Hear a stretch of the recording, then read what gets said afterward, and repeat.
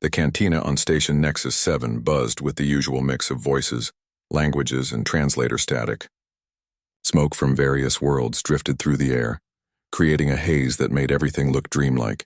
In the corner booth, 5 young soldiers from different species laughed loudly over their drinks. "I'm telling you, the humans got lucky," said Corv, a young reptilian whose scales still gleamed with the shine of someone who had never seen real combat. Their tactics were basic. Any first-year academy student could have done better.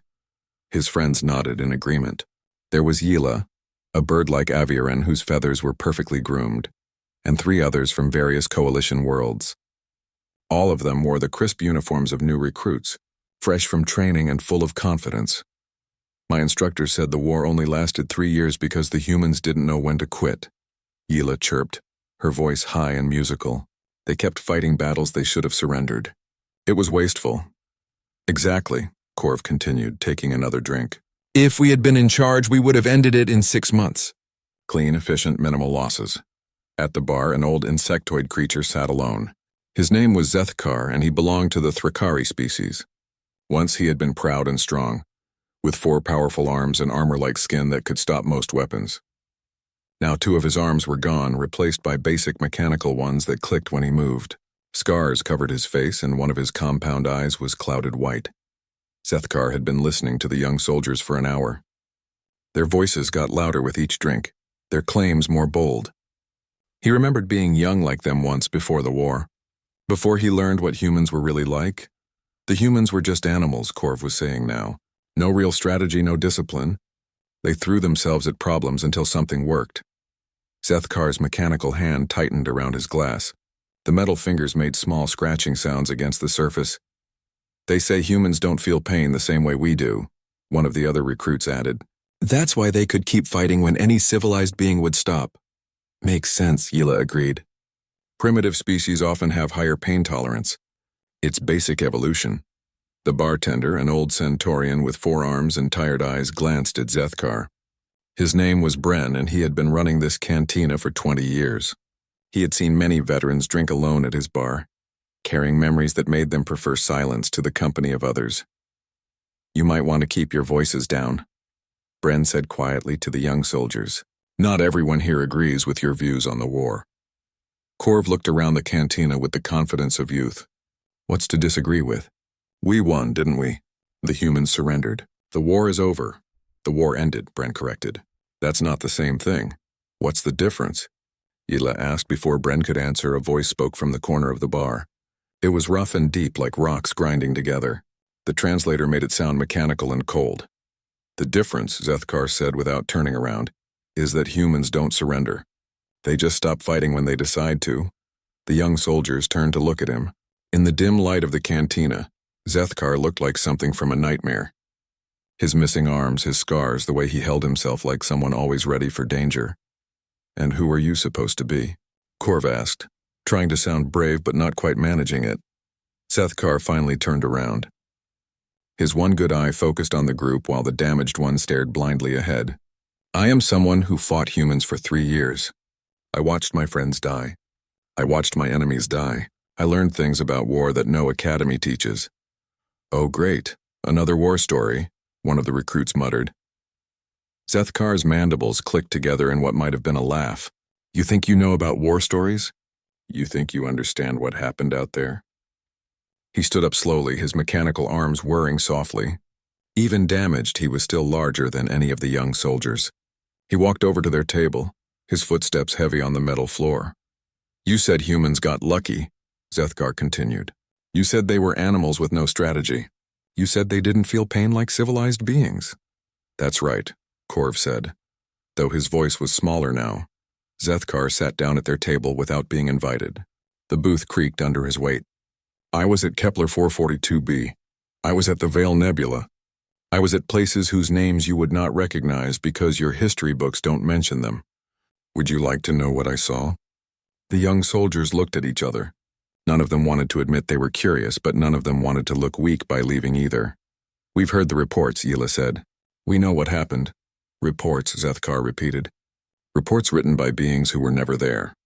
Reports that try to make sense of things that make no sense." He raised his mechanical hand and gestured to Bren. Another drink, and something strong for these children. They will need it. Bren brought over a bottle of something blue and several glasses. The liquid glowed softly in the dim light. You want to know about humans? Zethkar asked. You want to understand why the war ended the way it did? Then listen. But do not interrupt. Do not ask questions until I am finished. And do not expect to sleep well tonight. The cantina had grown quieter. Other customers had stopped their conversations to listen. War stories were common in places like this, but something about Zethkar's voice made this feel different. I will tell you about 3 battles, Zethkar said. 3 times I fought humans. 3 times I learned that everything I thought I knew about war was wrong. He poured drinks for everyone at the table. The blue liquid made small bubbling sounds as it settled in the glasses. The first battle taught me that humans do not follow the rules of physics the way other species do. The second taught me that they do not understand the concept of impossible. The third taught me why the war really ended. Korv picked up his glass but did not drink. What do you mean? Zethkar's good eye fixed on him. I mean that you are sitting here alive and safe, not because we won the war, not because humans lost. You are here because humans decided to let you live, and that decision had nothing to do with military strategy. The young soldiers shifted uncomfortably in their seats. You think that sounds dramatic? Zethkar continued. You think I am just an old soldier trying to scare recruits with ghost stories. But I will tell you exactly what I saw. I will tell you exactly what humans did. And when I am finished, you will understand why those of us who survived the war spend our time trying to make sure it never happens again. He raised his glass in a toast that no one joined. To the humans, he said, the only species that makes war and peace with the same terrifying intensity. Zethkar drank, and then he began to tell his first story. Zethkar set down his glass and stared at the blue liquid inside. For a moment, the cantina was completely silent except for the soft hum of the station's air recycling system. Kepler 442b, he began, a mining world on the edge of human space. Rich in rare metals, important for building ships. The coalition needed it. The humans would not give it up. His mechanical fingers drummed against the table, making small clicking sounds. I was a squad leader then, young, strong, proud of my tactical training. I had 4 arms, perfect vision, and armor that could stop anything the humans had. My unit was sent to take the main mining facility. The young soldiers leaned forward slightly despite themselves. The facility was built into a mountain, Zethkar continued. Easy to defend, hard to attack. But we had advantages. More soldiers, better weapons, air support. The humans had maybe 200 fighters. We had 800. He paused to take another drink. The battle should have been over in 6 hours. Clean, simple, by the book. We would take the facility. The humans would surrender and we would move on to the next target. What went wrong? Korv asked, then looked embarrassed for showing interest. Zethkar's mandibles clicked. Nothing went wrong. Everything went exactly as planned. For the first day, he stood up and walked to the window that looked out into space. Stars moved slowly past as the station rotated. We surrounded the facility. We cut off their supply lines. We destroyed their communication arrays. By the second day, they were trapped. No food, no ammunition, no way to call for help. Zethkar turned back to the table. Then the plasma storm hit. The young soldiers looked confused. Yila spoke up. Plasma storms are natural weather on that world. They happen every few days. What does that have to do with anything? Everything, Zethkar said, sitting back down. Plasma storms on Kepler 442b are not like weather on other worlds. The electrical discharge can fry any electronic equipment in seconds. The radiation can kill most species in minutes. When a storm comes, you take shelter and wait for it to pass. He refilled his glass. We had good shelters, underground bunkers with thick walls and radiation shielding. The humans had an old mining facility with basic protection.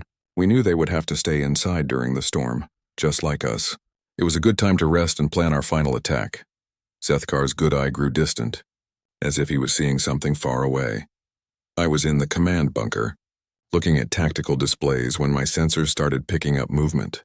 At first, I thought it was an equipment malfunction. Nothing could move during a plasma storm. The radiation levels were lethal, but something was moving? One of the recruits asked. Someone, Zethkar corrected. The humans were coming out of their shelter. In the middle of the storm, the cantina was so quiet that everyone could hear the soft breathing of the different species. I thought they had gone insane. Zethkar continued. Suicide missions are one thing, but walking into a plasma storm is just death. There is no glory in it, no purpose. Just death. He paused, remembering. But they were not walking randomly. They were moving in formation. Organized. Planned. They had some kind of primitive radiation suits, held together with metal tape and desperation. They should not have worked. The radiation should have cooked them in their own armor. How were they surviving? Hila asked, her voice barely above a whisper. They were not surviving, Zethkar said. They were dying. But they were dying slowly enough to reach our positions. His mechanical hand clenched into a fist. I watched them on the sensors. Every few minutes, one of the heat signatures would disappear. A human would fall, killed by the radiation. But the others kept moving. They did not stop to help the fallen. They did not retreat. They just kept walking through hell itself. The young soldiers were staring at him now, their drinks forgotten. Then I realized what they were doing. Zethkar continued. They were timing their advance with the lightning strikes. Every time a bolt of plasma hit the ground, it would create a brief electromagnetic pulse. For just a few seconds, our sensors would be blind. They were using the storm as cover, Korv said, understanding. More than that, Zethkar replied. They were using their own deaths as a weapon. Every time one of their people died, the radiation from their body would create a small distortion in our readings. They had calculated how many of them would need to die to create enough interference to mask their approach. The silence in the cantina was complete now. Even the bartender had stopped moving. When the storm ended, we thought we were safe, Zethkar said. We came out of our bunkers ready to finish the siege. But the humans were already there. They had lost 40% of their force getting through the storm, but the survivors were inside our defensive perimeter. His voice grew quieter. I will never forget the moment I saw them. They looked like ghosts made of lightning and fury. Their radiation suits were melted, their armor was cracked, but they were still fighting, still advancing. Zethkar stood up again and walked back to the window. The battle lasted 3 more hours. We had more soldiers, better weapons, defensive positions, but we were fighting an enemy that had already died to reach us. How do you defeat someone who has already accepted death? What happened? One of the recruits asked. We lost, Zethkar said simply. Not because they were better fighters. Not because they had superior tactics. We lost because they had done something that was impossible, and we could not understand how to fight an impossible enemy. He turned back to the table. After the battle, I was captured, wounded, disarmed, helpless. I expected to be executed. That is what we would have done to them.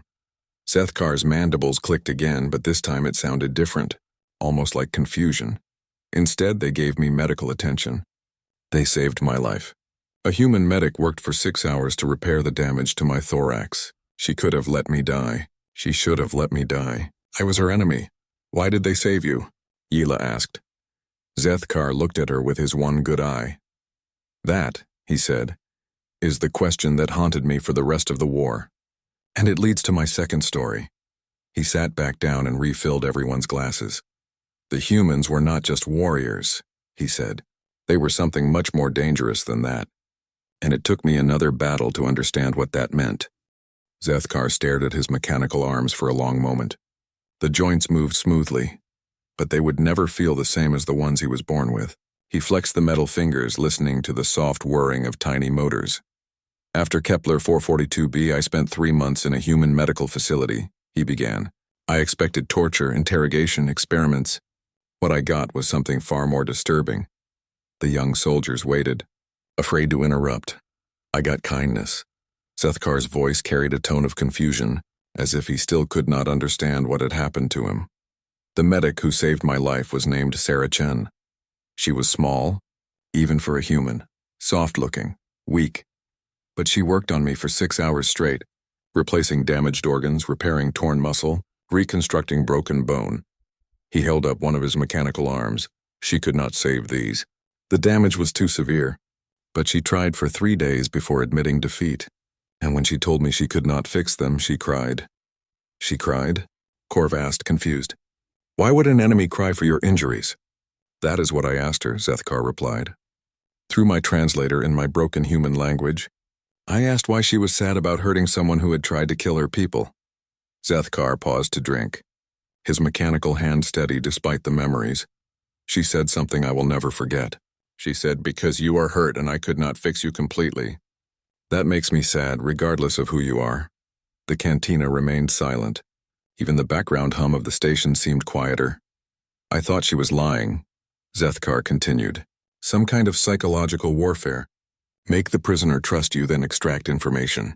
But as the days passed, I realized she meant every word. He stood and walked around the table, his heavy footsteps echoing. The human medical facility was unlike anything in the Coalition. They treated enemy wounded alongside their own soldiers. The same doctors, the same medicine, the same care. I watched a human surgeon spend 8 hours saving the life of a reptilian warrior who had killed 12 human soldiers the day before. That makes no strategic sense, Hila said. Why waste resources on enemies? That is what I thought, Zethkar agreed. So I asked Dr. Chen. She said, in war we fight armies. In medicine we treat patients. The difference matters. Zethkar sat back down, his movements careful and deliberate. I began to study the humans around me. I watched how they behaved when they thought no one was looking. I listened to their conversations. I tried to understand what kind of species could be so violent in battle and so gentle in peace. He paused, choosing his words carefully. What I discovered terrified me more than any weapon they possessed. The young soldiers leaned forward, caught up in the story despite themselves. Humans do not separate war and peace the way other species do, Zethkar explained. They do not have a warrior class and a civilian class. They do not turn their emotions on and off based on circumstances. They feel everything all the time with the same intensity. What do you mean? One of the recruits asked. I mean that the same human who will charge through a plasma storm to kill you will also risk his life to save you afterward. The same human who will fight to the death for a piece of land will give you food if you are hungry. They love and hate with equal passion. Zethkar's mandibles clicked slowly. Dr. Chen had lost her brother at the Battle of Proxima Station, killed by Thrakari warriors like me. She knew this when she operated on me. She knew this when she cried over my injuries. She knew this when she stayed awake for 3 days trying to save my arms. How could she do that? Hila whispered. Because humans do not see enemies, Zethkar said. They see threats and they eliminate threats. But once the threat is gone, they see people. Just people. And they cannot stop themselves from caring about people, even if those people were trying to kill them moments before. The blue liquid in his glass seemed to glow brighter as he spoke. I was released in a prisoner exchange 6 months later. But before I left, Dr. Chen gave me something. Zethkar reached into his jacket with his good arm and pulled out a small object. It was a photograph, old and worn from being handled many times. This is her brother, Michael, the one killed by my people. She showed me his picture and told me about his life. How he loved music. How he wanted to be a teacher. How he died saving wounded Coalition prisoners during the retreat from Proxima. The young soldiers stared at the photograph.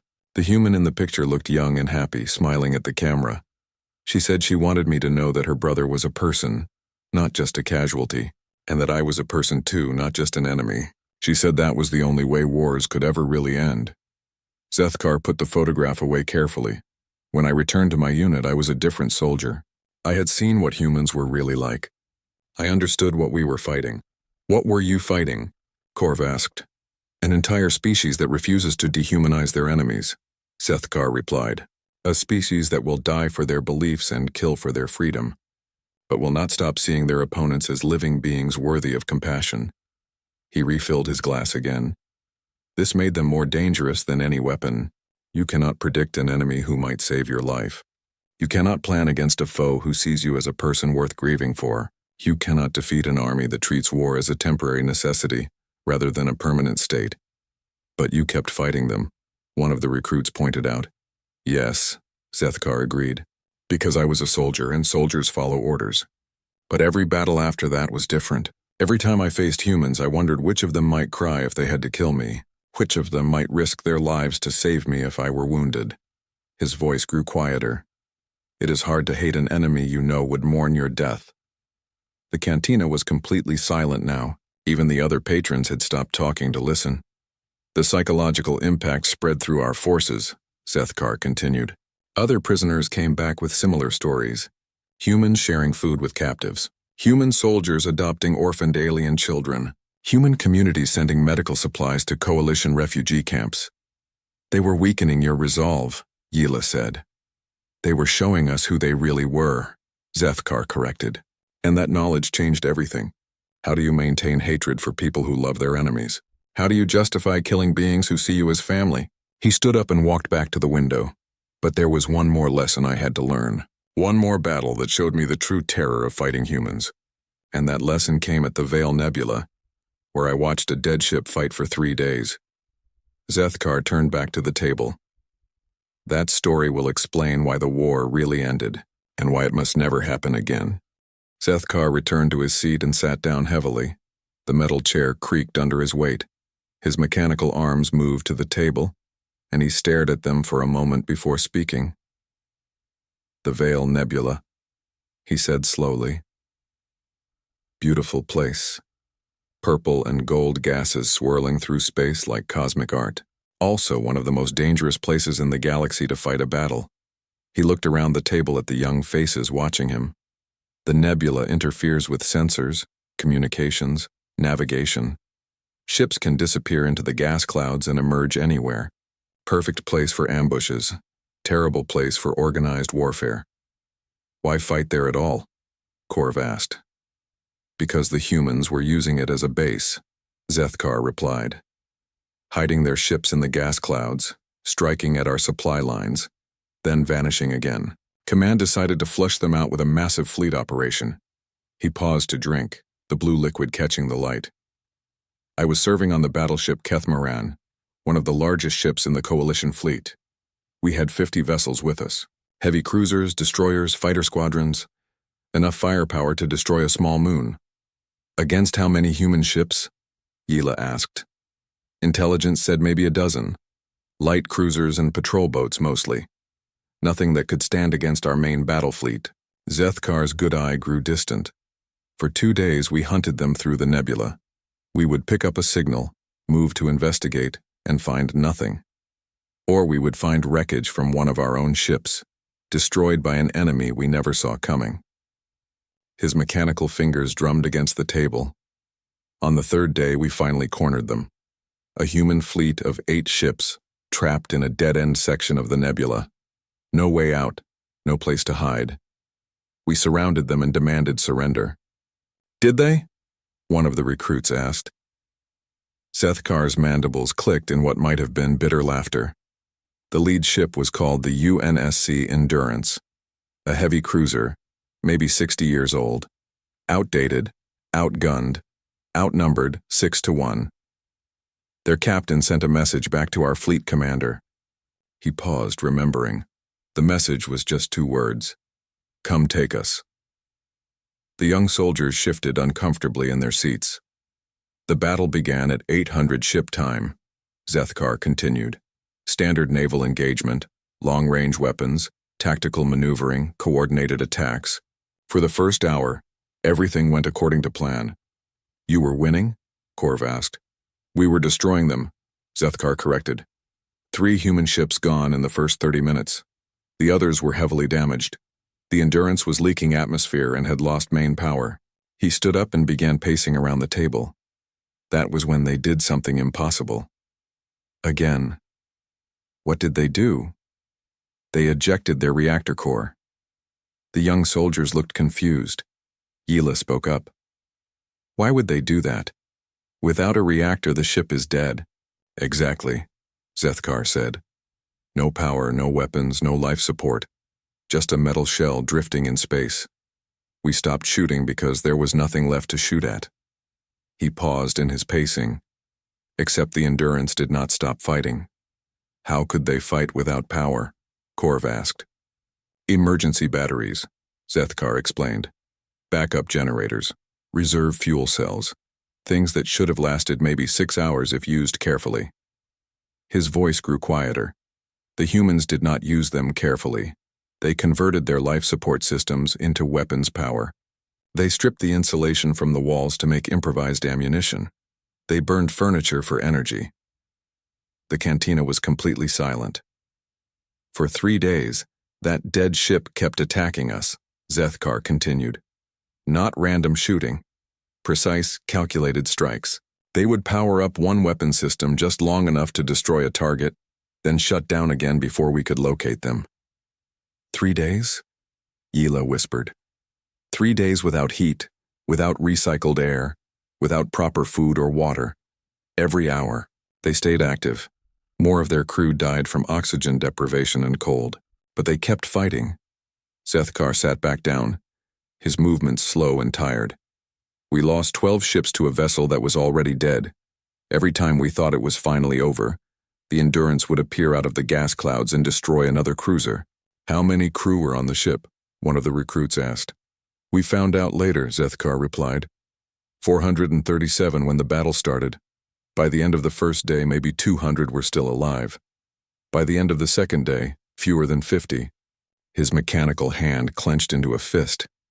On the third day, we detected movement from the Endurance again.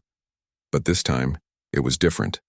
The ship was accelerating, not maneuvering for attack position, just accelerating, straight toward our flagship. A ramming attack? Korv asked.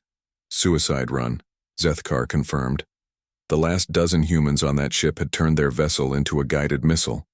They aimed it at our command cruiser and pushed the engines to maximum burn. He paused, his voice growing even quieter. The final transmission from the Endurance was broadcast on all frequencies. Clear, calm, professional.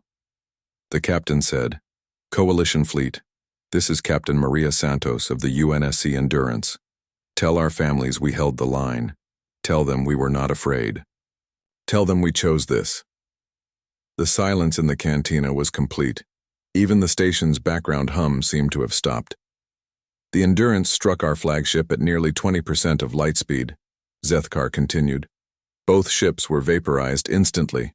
3,000 Coalition soldiers died in that collision.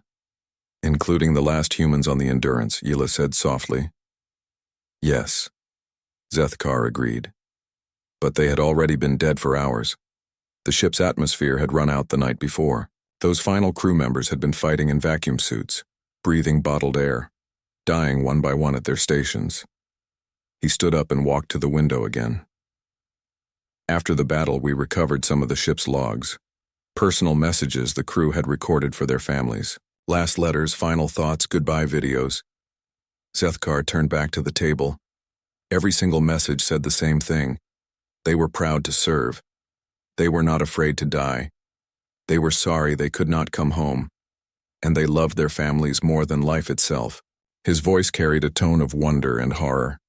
They died for love. Not for territory, not for resources, not for political ideals. They died because they loved people they would never see again, and they believed their deaths would protect those people. That's, one of the recruits began, then stopped. Terrifying, Zethkar finished. Yes, it is terrifying to fight an enemy motivated by love. You cannot negotiate with love. You cannot defeat love with superior firepower. You cannot outlast love with better strategy. He sat back down at the table. The Veil Nebula was my last major battle. After that, I requested transfer to a supply unit. I could not face humans in combat anymore, knowing what I knew about them. What did you know? Korv asked. That they were fighting for something more powerful than any weapon we possessed, Zethkar replied, and that the only way to defeat love is to offer something stronger than love. He refilled his glass one more time. Which brings me to my final story, the one that explains why the war ended and why it must never happen again. Zethkar sat in silence for a long moment, staring at the blue liquid in his glass. The young soldiers waited, caught between fascination and horror at the stories they had heard. The cantina around them had grown quiet, with other patrons listening to the old veterans' tales. 15 years, Zethkar said finally. 15 years since the war ended. Do you know why it stopped? Korv straightened in his seat. The coalition achieved its strategic objectives. The humans agreed to territorial concessions and resource-sharing agreements. The humans surrendered their outer colonies. Yila added. They accepted coalition oversight of trade. Roots. Zethkar's mandibles clicked. In what the young soldiers had learned was his version of bitter laughter. That is what your history books say, he agreed. That is what the politicians announced. That is what the victory parade celebrated. He stood up and walked around the table slowly. But I was there when the real negotiations happened. I was there when the coalition high command realized what they were actually fighting, What do you mean? One of the recruits asked. I mean, the war did not end because we won, Zethkar said. It ended because we became afraid of what would happen if we kept fighting. He stopped walking and faced the table. After the Veil Nebula, Coalition intelligence began studying human behavior more carefully. They analyzed battle records, interrogated prisoners, examined captured communications. What they found changed everything. Zethkar sat back down, his mechanical arms clicking as they moved. Humans were not fighting the same war we were fighting, he explained. We were fighting for territory, resources, political control, standard military objectives. But humans were fighting for survival. Survival? Korv asked, confused. The Coalition never threatened to exterminate humanity. No, Zethkar agreed. But humans believed we did. To them, any attack on human space was an attack on human existence. Any threat to human colonies was a threat to human children. Any military action was an act of genocide. His voice grew softer. Do you understand what that means? It means that every battle, every skirmish, every minor engagement was seen by humans as a fight to the death, not just for soldiers, but for their entire species. The young soldiers looked at each other uncomfortably. Intelligence realized that humans were not fighting at full capacity. Zethkar continued. They were holding back, trying to find a political solution, hoping for negotiated peace. But if they ever believed their species was truly threatened, he paused, letting the implication sink in. The analysis showed that human industrial capacity was barely being used. Their military was a tiny fraction of what they could field if they fully mobilized. Their weapons technology was decades behind what they were capable of building.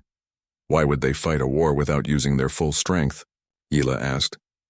Because they did not want to destroy us, Zethkar replied. Even while fighting for their lives, humans were trying to find a way to end the conflict without genocide. They were fighting a war of restraint. His mechanical hand tapped against the table. But the projection showed what would happen if that restraint was removed. If humans ever believed they faced extinction, they would become something else entirely, something the galaxy had never seen before. What kind of something? Korv asked, his voice barely above a whisper. A species of 8 billion individuals, each one willing to die to protect the others, Zethkar said. A civilization that would turn every planet into a fortress, every ship into a weapon, every citizen into a soldier. He stood up again and walked to the window. The final intelligence report was classified at the highest levels, he continued, but I saw it. I was part of the team that delivered it to the High Command. What did it say? One of the recruits asked. It said that humanity possessed the industrial capacity to build weapons that could sterilize entire star systems. It said they had the population to field armies numbering in the hundreds of millions. It said they had the scientific knowledge to develop technologies that would make our current weapons look like primitive tools. Zethkar turned back to the table. But most importantly, it said that humans had the psychological profile to actually use those capabilities if they believed their species was in danger. The silence in the cantina was complete, the High Command realized. They were not fighting a war, Zethkar said. They were poking a sleeping giant with a stick. And if that giant ever woke up completely, it would not stop until every potential threat to humanity was eliminated forever. So the Coalition surrendered? Yila asked. The Coalition negotiated, Zethkar corrected. They offered humans exactly what humans wanted. To be left alone. Territory, trade agreements, resource access. Everything humans needed to build their civilization without interference. He sat back down at the table. In exchange, humans agreed to limit their military expansion and submit to monitoring protocols. But the real agreement was unspoken. Humans would continue to restrain themselves, and the Coalition would never again threaten human extinction. Zethkar reached into his jacket and pulled out a small envelope. It was made of real paper, expensive and rare in the age of electronic communication. This arrived 3 days ago, he said, holding up the envelope. It is why I am here tonight, telling these stories to young soldiers who think they understand war. He opened the envelope carefully and pulled out a photograph. It showed a young human woman in a white dress, smiling next to a human male in formal clothing. This is Sarah Chen's daughter, Zethkar said. Dr. Sarah Chen, the medic who saved my life 15 years ago. Her daughter is getting married next month. The young soldiers stared at the photograph. Dr. Chen invited me to the wedding. Zethkar continued. She wants me to meet her new son-in-law. She wants me to see her grandchildren when they are born. She considers me family." His voice carried a note of wonder. "Family. The human who cried over my injuries, who worked for days to save my arms, who showed me the picture of her dead brother. She thinks of me as family." Zethkar put the photograph away carefully. "That is why I tell these stories," he said. "Because there are those in the coalition who believe the war ended because humans are weak, who think humanity can be defeated if we just try harder next time." His good eye fixed on each of the young soldiers in turn. "They are wrong. Humanity cannot be defeated because humanity refuses to be defeated. They can only be befriended. And if we are foolish enough to try to destroy them, they will show us what 8 billion humans fighting for survival actually looks like." He stood up and walked toward the door of the cantina. "Remember these stories," he said without turning around. "Remember what humans are capable of when they are being merciful. And pray you never see what they become when mercy is no longer an option." Zethkar paused at the door. "The wedding is on Terra, in a place called San Francisco. Dr. Chen says the ceremony will be beautiful. She says humans celebrate love the same way they fight wars. With everything they have," he looked back at the table one final time. "I am going to attend. I am going to celebrate the marriage of the daughter of a human who saved my life. I am going to dance at a party thrown by former enemies who call me friend." Zethkar's mandibles clicked one last time, "And I am going to remember that the most terrifying thing about humans is not their capacity for war. It is their capacity to transform enemies into family, and the responsibility that places on all of us to be worthy of that transformation." The door closed behind him, leaving the young soldiers sitting in stunned silence. After a long moment, Korf picked up his glass with a shaking hand. "What do we do now?" he asked. Bren, the old bartender, spoke from behind the counter. "You learn," he said simply. "You learn and you remember and you make sure that war never happens again."